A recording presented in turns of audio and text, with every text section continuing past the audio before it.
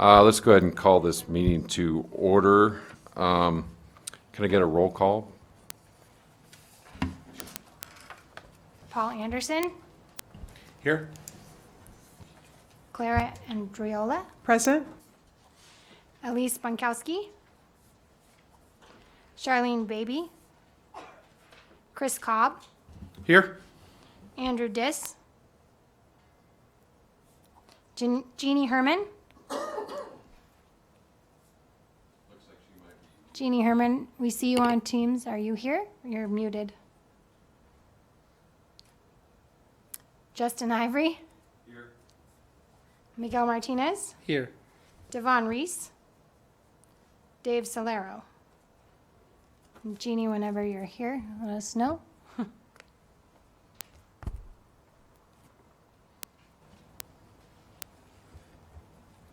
don't know how much time we want to give her. I'm pretty sure she's here. We don't see her, but I see her zoomed in here. So let's go ahead. Do we have any public comment cards? There's no public comment at this time. Okay. Let's go to 2.01, introduction of reappointment members. Justin Ivory as the construction projects and finance representative, Andrew Diss as the gaming industry representative, Elise Brinkowski as the general public representative, all renewing their membership for a 2-year term beginning July 1st, 2023 and ending June 30th, 2024. This is for information and discussion only. Thanks for reading that. I just wanted to note that for everyone and express appreciation to all of our members, including you three, for re-upping. It's nice to have you. We did attach the updated school district board policy 9100 that governs our public bodies, including this one. Just wanted to mention a couple of key changes that the board made with this last round of updates. Most notably on section 3AI, triple I. Pardon me. Let's just go with page 4, section C at the bottom there. The third paragraph says poor attendance by members of public bodies missing 1/3 of meetings may result in removal or non-reappointment. So that used to be 1/2. So that's a change, although our elected officials are appointed directly to the commission or to the committee. The other change that's maybe more noteworthy for this group, the next page, section D2, members may not serve more than 3 consecutive terms without a 1-year break in service. So we do have at least member Solero is a long-standing member. We're very grateful for his long-term service, but the pleasure of the board was to try to institute term limits, if you will. So that will come into play probably next year when his existing term is up. Just wanted to highlight that for your information and again express my appreciation for everybody for being here tonight and serving on this committee. Thanks. Okay, thank you. I think that'll deal with that as it comes up, I guess. Item 2.02, discussion and possible action to select a committee chair for the 2023-2024 committee year effective July 1st, 2023 and ending June 30th, 2024. The current membership, Devon Reese, Miguel Martinez, Charlene Bybee, Paul Anderson, Clara Andriola, Jeannie Herman, Justin Ivory, Andrew Diss, Elise Brinkowski, Chris Cobb, and Dave Solero for possible action. Mr. Chair, I'd like to make a motion if you're ready. I am if we're not changing anything. That's funny. That's just an opportunity right there. You know that, right? Well, I did want to note that if we've only got Dave Solero for 1 more year, I think and he didn't make this meeting, I think it's only appropriate that we re-up him as the That's exactly board chair. That's exactly Yeah, what my so- motion I'll is second going that. to be. So we've got a motion, a Thank you. second. Any discussion on that? Do we need public comment on that at all? Do we need to ask for public comment? Maybe it's, I think that's an action item, yes. okay, so Do we have public comment? There's no public comment. Oh, perfect. I'd like to hear that all night long. So, all in favor, signify by saying aye. Aye. Any opposed? Okay, Dave's the guy. 2.03, discussion of possible action to select committee vice chair for the 2023-2024 committee year effective July 21st and in June 30th, 2024. For the current membership, Devin Reese, Miguel Martinez, Charlene Bybee, Paul Anderson, Claire Andreola, Jeannie Herman, Justin Ivory, Andrew Disk, Elise Bernkowski, Chris Cobb, and Dave Solero for possible action. Mr. Chair, Go ahead. I'm happy to make a motion to select Justin Ivory as the vice chair. I'll second that. Okay, we have a motion, a second. Any public comment? There's no public comment. Okay, all in favor indicate by saying aye. Aye. Aye. Any opposed? Okay, that motion carries. 2.04, approval of the meeting minutes from June 1st, 2023 of the Capital Funding Protection Committee. Move to approve. Second? Okay, we got a motion, a second. Any discussion on it? Seeing none, all in favor, say aye. Aye. Aye. Any opposed? Okay, that one carries. Hopefully we can start getting to the meat and potatoes of this meeting here. Information discussion of the anticipated cadence and workload for future meetings of the Capital Funding Protection Committee for the 2023-2024 school year. Mr. Searcy. Hey, good afternoon, everyone. For the record, my name is Adam Searcy. I'm the Chief Operating Officer for the school district. This is an item that we've had on again, off again in the past, really just to try to keep everybody kind of on the same wavelength of what's coming forward. An opportunity for you guys perhaps to ask for things or ask questions about what's upcoming. We've skipped it a couple of months, but wanted to bring it back as it's, technically kind of the start of our year. So we try our best to forecast and plan. These projects take quite some time, but this is what we're anticipating, generally speaking, as far as topics going forward. As you can see, without going through them in detail, some of the projects that are in our 5-year CIP are going to look to dominate our conversations in meetings over the next 12 months. The Vaughn Middle School rebuild project that you're going to hear a little bit about more tonight. Our facilities modernization plan that is active and ongoing that has come before this committee multiple times as well as some of our annual items that reoccur on the fiscal year cycle or on the calendar year cycle, such as the annual accountability report that we typically present in December calendar year end as required by our committee charter, and our annual CIP and our annual capital renewal program that you see showing up at the beginning of the fiscal year budget cycle on that February agenda, as well as April and June. So unless there's any questions there, I just kind of wanted to give that overview and put that out for the public as well. I will note, most of these projects should be very familiar to this committee. This is kind of the pacing that we anticipate bringing them forward to you.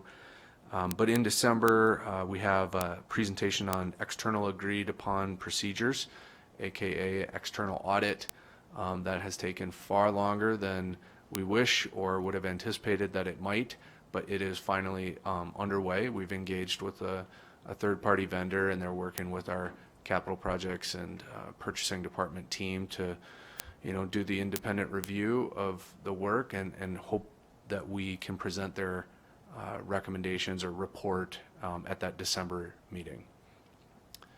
So that's kind of the overview. Entertain any discussions. Otherwise, this is for information. Thank you. Mr. Chair? Go ahead.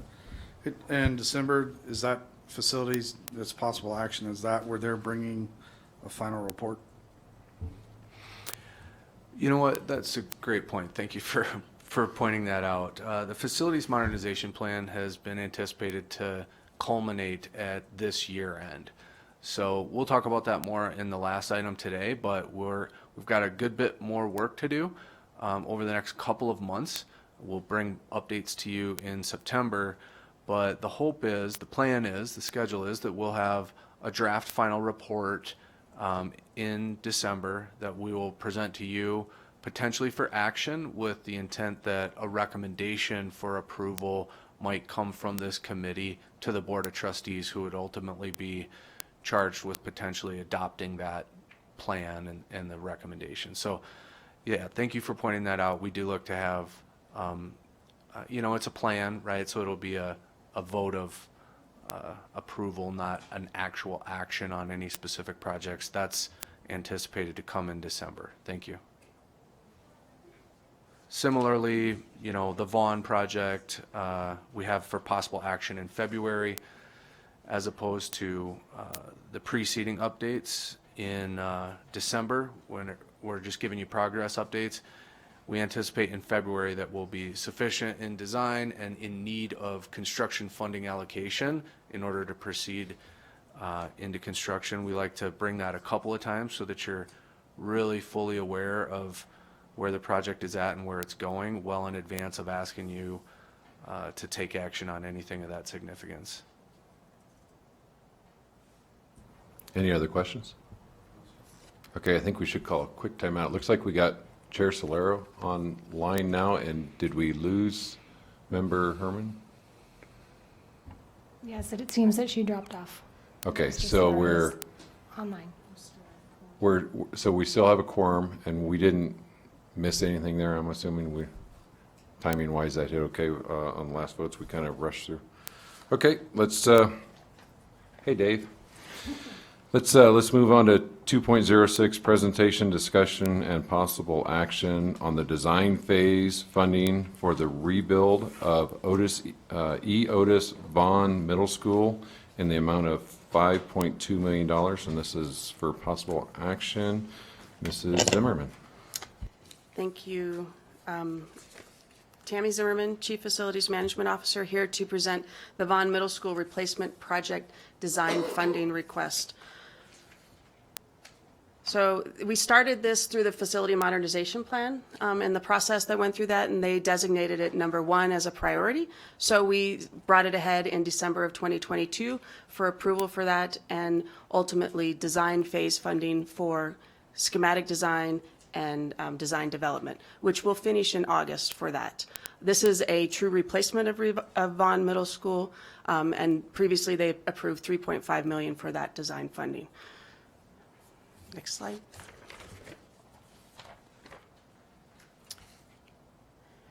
So since that was approved, go back up a little bit. Since it was approved in December, we went and this is a CMAR project because it is it will be on an active campus. So we determined that we needed a construction manager at risk, and we hired Clark and Sullivan for the construction manager at risk in April, and they've been on the design team from April on, working through schedules and budgets with us for that. So the design concept is very similar to O'Brien, where we're actually flipping the campus and using the current playfields and putting the building on those playfields, and then we will demolish the current Vaughn Middle School, and those will become softball fields with a track around them for PE as well.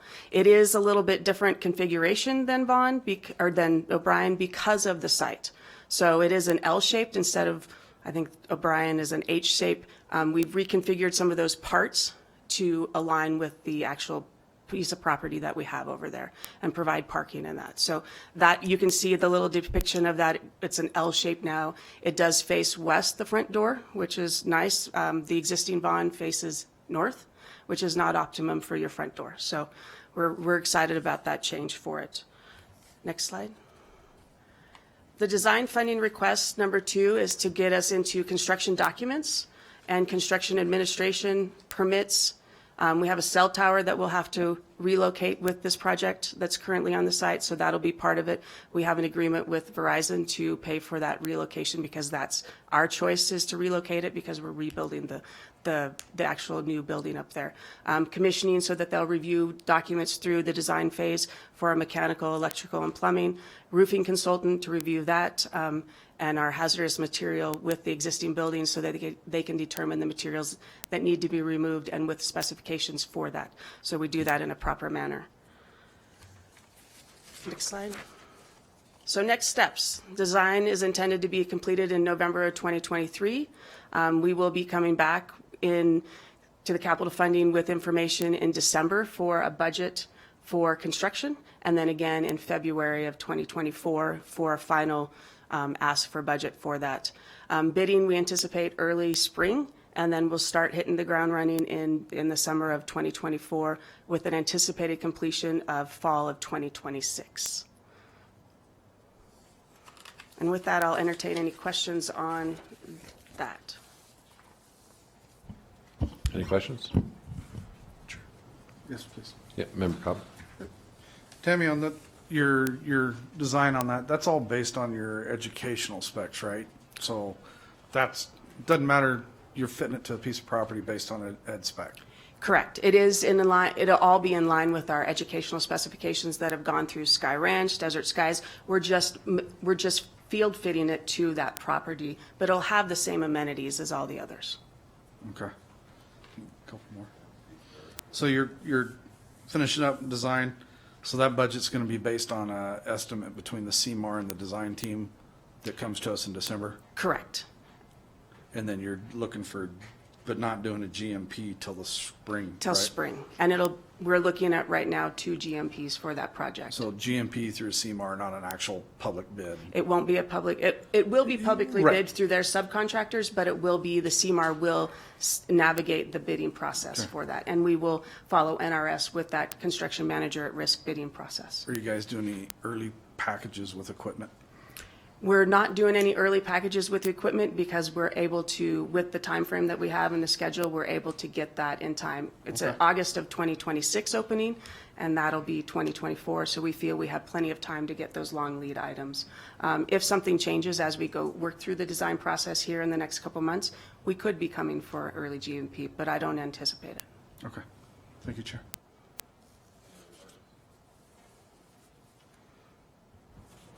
Well, I can't let it go without asking, are we going to have a construction manager on this job?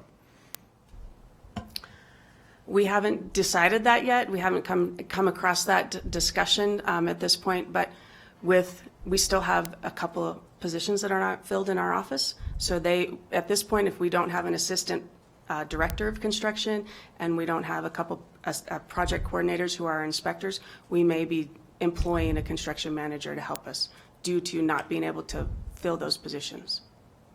Okay, so hopefully, are we, obviously, we're actively looking to fill. Those positions are out there and on the board, and we'd love to fill them. Okay. If you know of anybody, Right. pass it on. I'm not sending any of my people. I need my own people. We're all in the same boat, stealing from the same Yes. pool. Okay. No other questions? Thank you.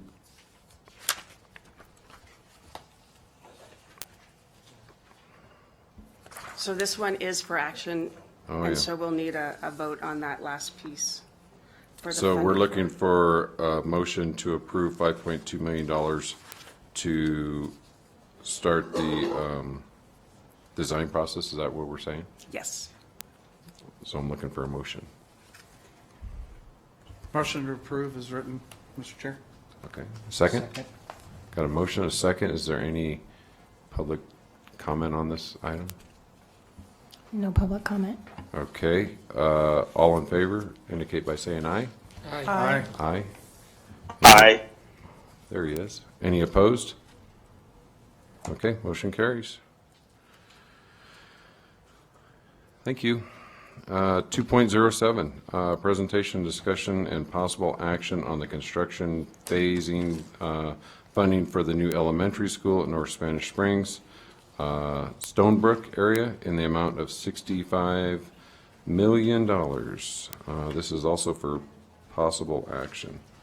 And this is Ms. Zimmerman again. All right, here we go. Thank you. For the record, Tammy Zimmerman, Chief Facilities Management Officer, to talk about and bring to you the Stonebrook Area Elementary School for possible approval of funding for that. This is a little over 10-acre parcel off of Opio. It's out there by Andelin Farms, if you know where that area is, off of Pyramid Highway. We acquired it in 2018, and the design phase was approved by capital funding in September of 2022. And we're anticipating finishing that design here this summer, and to be ready to put it out to bid here soon. Next slide. So to talk about that, we want to talk about John Bohatch. We opened that in fall of 2020. We currently are a little over capacity with the original, so we have portables out there. As of this summer, we will have 4 portables out there. And we consider those temporary, so they're kind of a temporary stopgap until we either build a school or do some sort of rezoning. But you can see based off the map there, where we anticipate it being in 2025 and 2026. If this is approved for funding, this would not open before the 2025-2026 school year. So that we could get to that with those students but we have the portables in place to take care of them. So next slide. I want to touch a little bit on the development that we know is approved out there. As you can see, the approval is in purple. Those are all approved. But then the green is approved and under construction. So you can see on the right-hand side, down towards the bottom, that's kind of the Bohatch area that has the yellow and purple, or yellow and orange dot down there. There are some areas that are approved there. We have over 1,600 homes in that zone through 2028.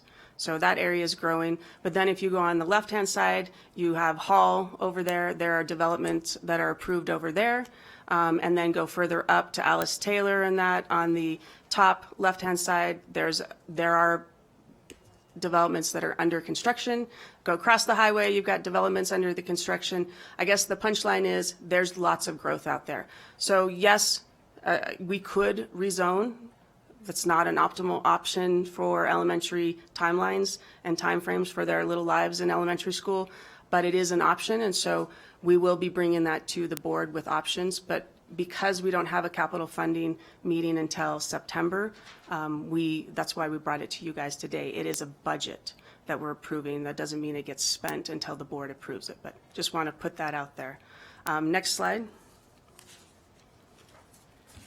So this is the zoning that you'll see. Stonebrook obviously will relieve Bohatch based off of the proximity of that. Construction of Stonebrook would provide relief in the fall of 2025-2026 school year if it was approved through the board. And then shortly after that, if is it approved for building and construction, we would start the zoning process for that. So those would be the steps of zoning if we were to actually build it this school year. Next slide. So it is the same style we've been building at Pulakitas, Inskeep, Bohatch, and Jaywood that is opening this year for school. It is just a site adapt with the piece of property that we have out there. There is grading that we will be doing that we haven't done on some properties, so on our pieces of properties for the elementary schools. It is a north facing, but we put some heated front sidewalk in there to mitigate that based off of what we have here. And you can see based off of that the square foot per student on our prototypes.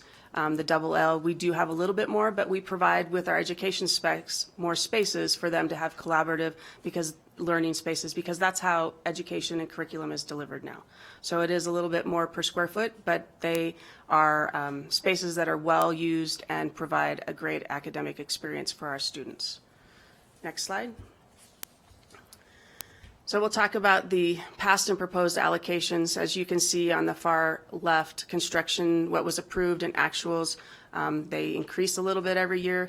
The last one, Jaywood Raw, we actually bid it 2 years ago, so prices, as you know, have gone up. And so we have a third-party estimator that has estimated this at $58.5 million for the construction. We have then added percentages to the professional services and the FF&E, furnishings, fixtures, and equipment to get us to the opening of this if we do award it and build it and open in 2025. There is contingency on that. I know, we've got some questions from capital funding before. There is contingency because we don't know until we bid it. It will be a hard bid for this, and we want to make sure that we can cover the costs for constructing that and all of the services and equipment that goes into the building. You'll see the construction cost per square foot has increased a little bit. I don't think that's much of a surprise to any of us that it's increased, but as I said, there is contingency on that. Next slide. So schedule for it, design would be complete here in the summer. Bidding, we anticipate if we get the go-ahead from Board of Trustees, which we will, as I said, be taking options to them. We will bid it in September, anticipate awarding it in November and starting construction in December to complete in June of 2025 so that we can then furnish it and open for school in August of 2025. This will be, like I said, a hard bid project. We will incorporate and have incorporated into the plans lessons learned. And we're worried a little bit still about the supply chain for some things with this one. We had a discussion about the decking and all of that kind of stuff last time. Switchgear, this gives us enough contingency to take care of that if we choose to move forward. Next slide. So the recommendation here tonight is asking for $65 million for the construction of the new elementary school in the Stonebrook area. As I said, we will be evaluating enrollment because we do have many count days through the month of August into September to verify that we actually have children in the seats at those schools and that we can really verify that we need this school because of their capacities. We would prepare to move it to a bid in September, award in November, as I said, and with that, I'll take any questions you might have. Thank you, sir. Tammy, what are you guys looking at running for a contingency on this since it's a hard bid? Typically, when we do contingency, we'll put in about 2% for it. There could be escalations in delivery of material that we've dealt with, and we'd like to be able to cover those items if we choose to and need to. Is that 2% on the construction or 2% on the? Just on the construction cost. We won't put any additional, we've already marked up the FF&E, furnishings, fixtures, and equipment, and the design services.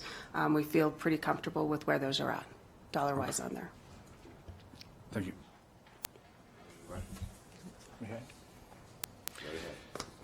So if we were to look at rezoning, how much time would that give us to hope that things turn around and maybe soften a bit on expenses and supply chain and all that? Have we looked at that? If we were to rezone, how much would it, prices are only going to escalate. I don't know that we're going to save any money by putting it off. They're only going to increase every year. We've heard, 5% a year still for increase of cost of materials. So by rezoning, you'll move students around, but you're not going to save money by by waiting to build the school, if that's what your question, if I understood your question. Well, I understand your response, but what I was wondering is if we don't build it right now, if we don't approve it right now, by rezoning, how much time do we have before it becomes a necessity? We would most likely be back to you guys next year for the same question. We really have to validate those enrollment numbers this year. And then, we're going to the board for a go, no-go September 12th, which would have those rezoning options in there with all of that, do nothing, build the school, and they'll make that decision. This Right. is literally a decision just for a budgetary number to be budgeted, and then they'll give us that direction, and then we'll go back to them for approval of the funding. Okay, understood. Thank you.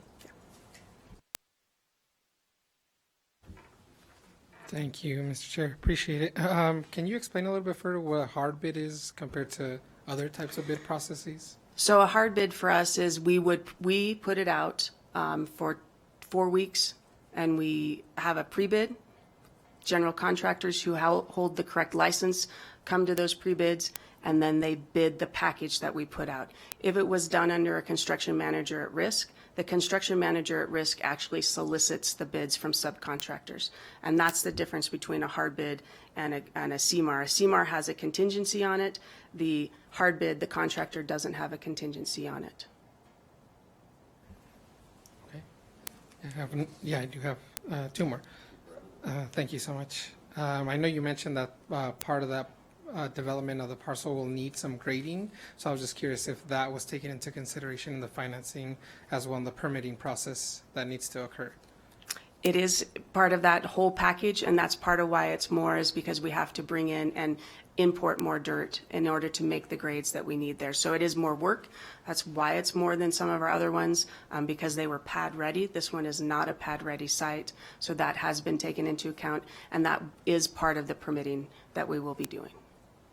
Okay, and I'm pretty sure this is not going to happen, but if the enrollment evaluation comes up that the school is not needed, I'm assuming you'll start looking at other facilities to move on to. But again, I'm assuming that's not going to be the case when we look at growth in our region.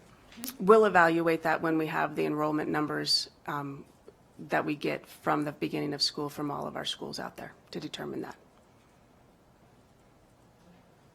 Thank you, Chair. Tim, I'm just not seeing the design. Is this using ground source heat pumps like you're doing at your other facilities, or do you know? I believe it is using the ground source heat pumps out there like we've done in our other facilities, yes. Okay. It's a great energy saver for us and a maintenance saver for us as well if we can fit it in and the Earth's temperature is correct to do that. Thank you, Chair. I've got a couple myself. So one of the things that you had mentioned was, what if we wait and push it? My only concern with that would be, right now we've got a 17-month time frame for construction, and that's, in my opinion, is going to add 2 or 3 contractors to give us a price. The last time I feel as though we ended up with a really tight constraint with long lead items, and I think a lot of contractors pulled out of bidding that project because of the fear of not being able to finish that project on time. So just my 2 cents would be, if we are going to approve this, let's go ahead and approve it, and let's give them the green light. It's not like we're saying you're going to go spend the money. You're only going to go spend it if we need to spend it. But at least we've got it, and so that we're not tying your guys' hand. Because otherwise what ends up happening, and it happens a lot, is everyone drags their feet at the beginning of it, and then the open date never moves, right? So the contractor is stuck with that. So that would be my 2 cents there. But I do have a couple other questions for you, because I think, if I saw this right, we've got a piece of property that's 20% larger than we typically put an elementary school on. So my first question is, can we sell off 20% of that property that we're not using? Our standard for elementary schools is 8 to 10 acres for that. We never have enough space for parking and all of those. So pushing it back, plus it sits on Opio, which is more of a main road, so pushing it back a little bit allows us to have that buffer. So we could sell off property, but I think we would have to go back to the design board and actually redesign some of the things that we have. So is this pie-shaped area, is this like a offset for water or something? Is that what, or is that not part of the project that I'm looking at? The pie shape in the back that's the playground, and that's our typical DG playground that we have playground structures on there. When you put so many students out there, yeah, that is part of that pie shape that has the circles on it, has playground equipment on it. Okay. And that's there. And even though it looks small, they'll have borders around it, and that is their playground. Otherwise, they're on the asphalt, which has the basketball courts and the 4 squares on there. We do have, anticipated. In all of ours, we put areas for mobiles. You'll see those for potential additions. We have to have that just in case, just like we have at Bohatch. If we didn't have that area, we'd be in trouble.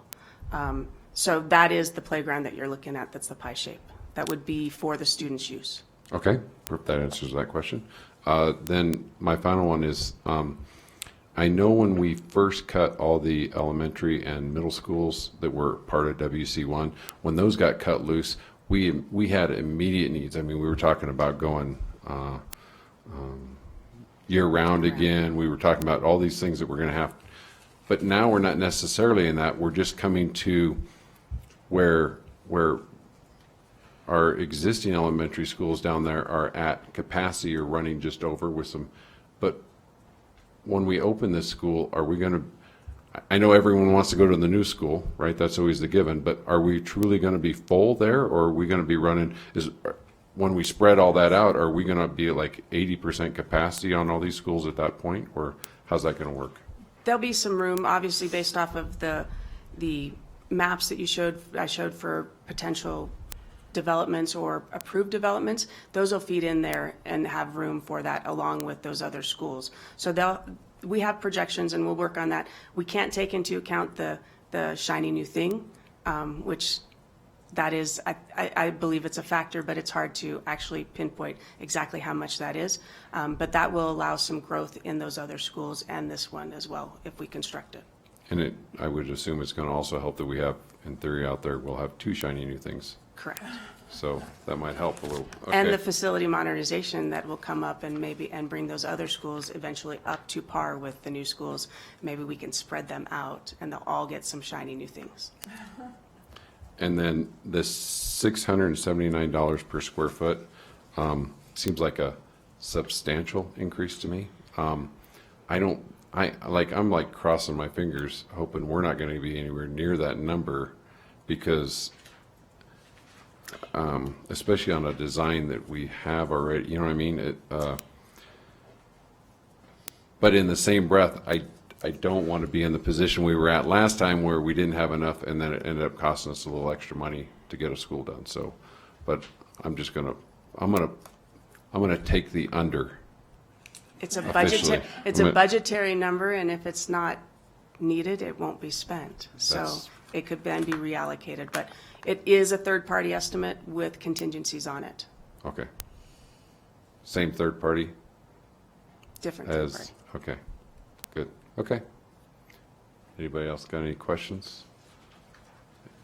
Yep, go ahead. Tammy, you brought up those portable sites, so do you kind of plumb those, they're set up, or? We pre-plumb and pre-set up the first 2. Okay, But we set aside a space for 4. There are some garden boxes out there. We have to plan for those kind of things because it's more expensive to come back, and it's nice if they're a little bit more plug and play to start with. okay, thank you.